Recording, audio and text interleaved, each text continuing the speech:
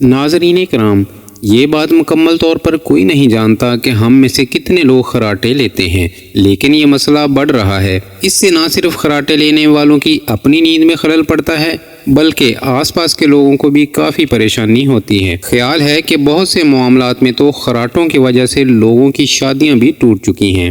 ہم خراٹے کیوں لیتے ہیں؟ جب ہم نیند کے دوران سانس لیتے اور باہر نکالتے ہیں تو ہم اپنی گردن اور سر کے نرم بافتوں میں لرزش کی وجہ سے خراٹے لیتے ہیں۔ یہ نرم بافتیں ہماری ناک کے راستے، ٹانسلز اور منہ کے اوپری حصے میں پائے جاتے ہیں۔ جب ہم سوتے ہیں تو ہوا کے گزرنے کا راستہ آرام دہ حالت میں ہوتا ہے، پھر ہوا کو اندر اور باہر جانے کے لیے زور لگانا پڑتا ہے، جس کی وجہ سے نرم بافتوں میں لرزش پیدا ہوتی ہے اور ہم خراٹے لینا شروع ہو جاتے ہیں۔ اسے روکنے کے لیے ہم کیا کر سکتے ہیں؟ خراٹوں کو روکنے کے لیے ہوا کی نالی کو کھلا رکھنا انتہائی ضروری ہے۔ ایسا کرنے کے لیے بہت سی تکنیکیں ہیں جن کو اپنانے کی سفارش کی جاتی ہے۔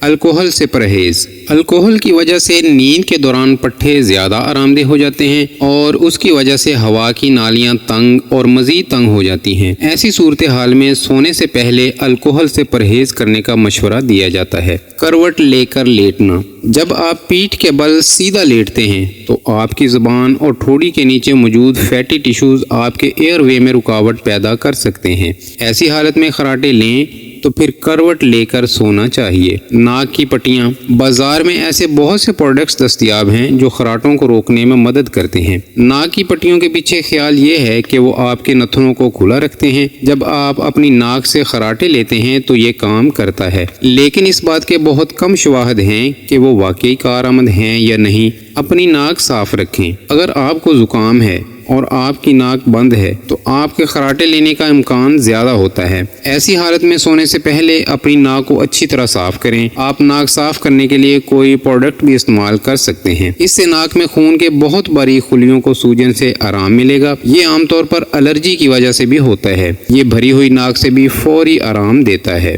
وزن کم کریں۔ اگر آپ کا وزن زیادہ ہے تو آپ کی ٹھوڑی کے قریب زیادہ فیٹی ٹیشو ہو سکتے ہیں۔ وہ ہوا کے راستے کو تنگ کر سکتے ہیں اور ہوا کے گزرنے میں رکاوٹ بن سکتے ہیں۔ ایسی صورتحال میں صحت مند وزن برقرار رکھنے سے خراٹوں سے نجات مل سکتی ہے۔